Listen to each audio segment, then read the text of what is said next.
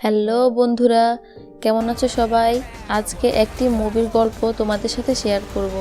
গল্পের শুরুতে আমরা দেখতে পাই একটি স্পেসশিপ ধ্বংস হয়ে যায় এবং ওই এলিয়েন যার নাম জর্ডান, সে নিজের পাওয়ার স্টোন, যাকে জিরো স্টোন বলা হয়, এই স্টোনগুলোকে এমন লোকের সন্ধানে পাঠানো হয় যারা কিনা এই পাওয়ারের যোগ্য, কারণ সে মারা যাচ্ছিল। ঠিক ওই মুহূর্তে এই মুভির ভিলেন রিটা এই পাওয়ার ক্রিস্টালগুলোকে নিতে চাচ্ছিল।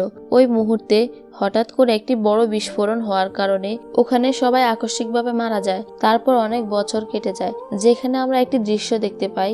একটি ক্লাসে একজন স্টুডেন্ট আরেকজন স্টুডেন্টকে বিরক্ত করছিল, আর ওইখানে মুভির মেইন ক্যারেক্টার চলে আসে, যার নাম হচ্ছে জিসন। সে তার ক্লাসমেটকে ওই ছেলের হাত থেকে বাঁচায়। যে ছাত্রকে বিরক্ত করা হচ্ছিল তার নাম ছিল বিলি। এখন জেসন এবং বিলি অনেক ভালো বন্ধু হয়ে গেছে, কারণ তারা একে অপরের সাথে অনেক সময় অতিবাহিত করে।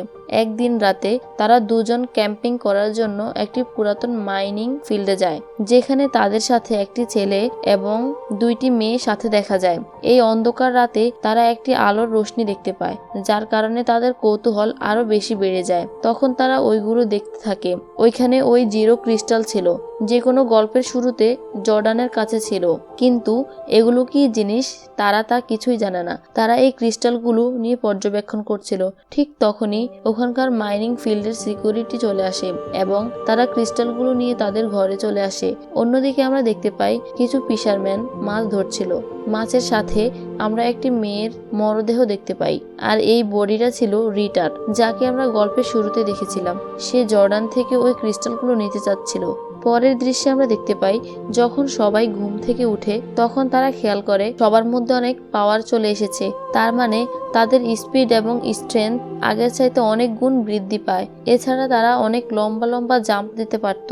এই সবকিছু ছেলে এবং মেয়েরা দেখে অনেক চিন্তিত হয়ে পড়ে। তারপর তারা সবাই মিলে সিদ্ধান্ত নেয় যে ওই জায়গায় তারা আবার যাবে। তারপরে দৃশ্য আমরা দেখতে পাই ওই ফিশারম্যান গুলো যখন পুলিশকে কমপ্লেইন দেয় তারা কোনো মানুষের ডেড বডি খুঁজে পেয়েছে। তখন পুলিশ এসে তা দেখছিল। তখন হঠাৎ করে রিটার ডেড বডি পুরোপুরি জীবিত হয়ে যায়। তারপর ওই পুলিশকে রিটা মেরে ফেলে এবং শহরের দিকে রওনা হয়। তারপর ছেলে এবং মেয়েগুলো তারা যার যার নিজের পাওয়ারগুলো চেক করে এবং কিছুটা বেসিক ট্রেনিং করছিল, তা আমরা দেখতে পাই। তারপর তারা পানিতে লুকানো একটি স্পেসশিপে ঢুকে পড়ে, যেটাকে দেখে সবাই অনেক আশ্চর্য হয়ে যায়। তখন তারা বুঝতে পারে যে যেই ক্রিস্টালগুলো তারা পেয়েছে সেগুলো এই স্পেসশিপের অংশ হতে পারে। এই দৃশ্যে জর্ডান একটি কম্পিউটারাইজড প্রোগ্রামের মাধ্যমে তাদের সামনে চলে আসে এবং বলে, যদি তোমরা ওই ক্রিস্টালগুলো পেয়ে থাকো তাহলে তোমরা সবাই হচ্ছ পাওয়ার রেঞ্জার্স, যেটা কিনা আগে আমি ছিলাম, আর এখন তোমরা এই ক্রিস্টালগুলো এবং এই প্ল্যানেটকে নিরাপদ রাখবে। অন্যদিকে রিটা তার ম্যাজিক গোল্ড স্টিক সম্পূর্ণ করার জন্য গোল্ডের খোঁজে বাহির হয়েছে, কারণ তার গোল্ড স্টিকের মধ্যে ম্যাজিক ছিল, আর যেটা তার সৈন্য সামন্তকে জাগাতে সাহায্য করে। তার পরের দৃশ্যে আমরা দেখতে পাই জেসন এবং অন্যান্য পাওয়ার রেঞ্জার্সরা ফাইটিং প্র্যাকটিস করে, যাতে রিটার মধ্যে যে পাওয়ার আছে তার সাথে যেন তারা মোকাবেলা করতে পারে। তারপর আমরা দেখতে পাই রিটা একটি জুয়েলারি দোকানে যায়। ওই দোকান থেকে সে একটি গোল্ড নেয়, যেগুলো তার স্টিক বানানোর জন্য কাজে লাগবে। তারপর ওখানে যখন পুলিশ আসে, সেখানে সে ধ্বংসলীলা চালিয়ে সবাইকে মেরে ফেলে। তারা সবাই মরফিনের জন্য স্পেসশিপের মধ্যে একত্রিত হয়। মরফিন এমন একটা প্রসেস যেটা কিনা নিজের চিন্তাকে একটি জায়গায় স্থির করে কোনো কিছু করার জন্য। তারপর তারা সবাই একটি আলাদা আলাদা ইউনিফর্ম পায়, যেগুলো কিনা রেড, ব্লু, ইয়েলো রঙের ছিল। এই ইউনিফর্ম যখন তারা পরে তখন তাদের মধ্যে আরো বেশি পাওয়ার চলে আসে এবং তারা বটসকে ব্যবহার করতে পারত, যেটা আমরা সামনের দৃশ্যে গেলে দেখতে পাবো। এই দৃশ্যে আমরা দেখতে পাই রিটা তার সৈন্য সামন্তকে জাগিয়ে তুলেছে এবং গোল্ডের অনেক বড় একটি রোবট বানিয়ে ফেলে। এই ফাঁকে পাওয়ার রেঞ্জার্সরা ওই জায়গায় পৌঁছে যায় এবং সবার সাথে লড়াই করা শুরু করে, যেটা কিনা এই মুভিতে অনেক চমৎকারভাবে ফুটিয়ে তুলেছে। অন্যদিকে গোল্ড দিয়ে বানানো রোবট শহরের দিকে চলে যায় এবং পাওয়ার রেঞ্জার্সরা তাদের বোটসের মধ্যে বসে শহরের দিকে যেতে থাকে, যাতে ওই গোল্ড রোবটটি শহরে কোনো ক্ষতি না করতে পারে। আর এখানে তো পাওয়ার রেঞ্জার্সরা তাদের সবগুলো বটসকে একসাথে করে একটি জয়েন্ট রোবট বানিয়ে ফেলে, যেটার পাওয়ার অনেক বেশি পরিমাণে ছিল। তারপর গোল্ড রোবট ও পাওয়ার রেঞ্জার্স মিলে যে রোবটটি বানিয়েছিল তারা দুজন মিলে অনেক ফাইট করতে থাকে।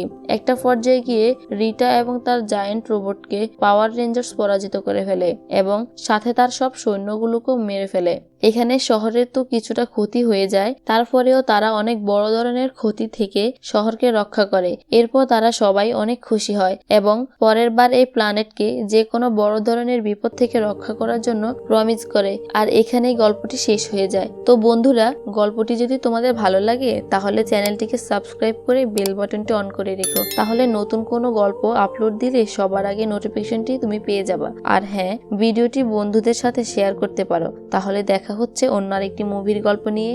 সে পর্যন্ত ভালো থেকো এবং নিজের যত্ন নিও। Thank you for watching.